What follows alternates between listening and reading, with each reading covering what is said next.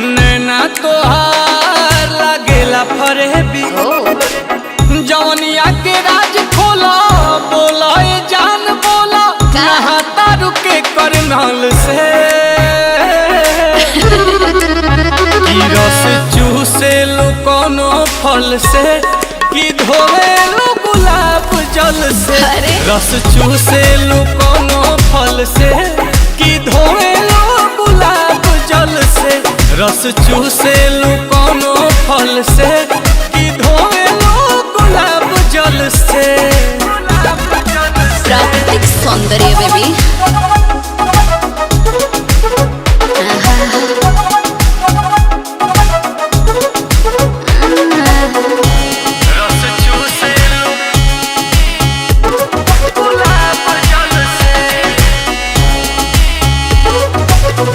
नशीली आंखों का नशा उस पे बोतल का मजा दीवाना सबको बनाती हो इतनों को अरे तड़पाती हो अरे ऐसे तो एक टक देखा ना प्यार वाला डोरा फेंका ना एक्सरे मशीन जैसे अखियां से भीतरी के सिस्टम ने देखा ना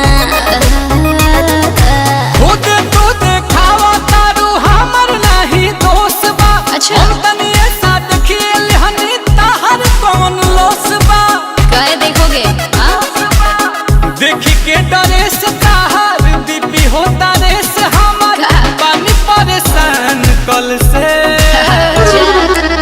ओ रस चूसे लो कोनो फल से कि धोवे लो गुलाब जल से रस चूसे लो कोनो फल से कि धोवे लो गुलाब जल से रस चूसे लो कोनो फल से कि धोवे लो गुलाब जल से रस चूसे लो गुलाब जल से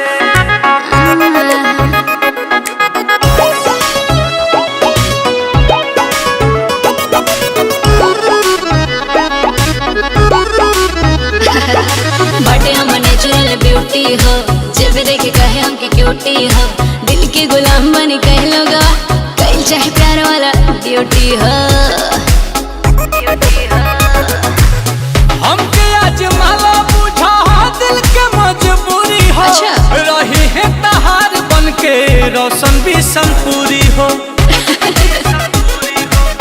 लाभ मिलिया करानी दिलावा के धागा रानी जोड़ो नील कमल से